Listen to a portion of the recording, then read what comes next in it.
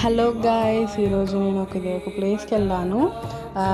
అది నాకు చాలా ఇష్టమైన ప్లేస్. ఇక్కడికి నేను చాలాసార్లు వచ్చాను.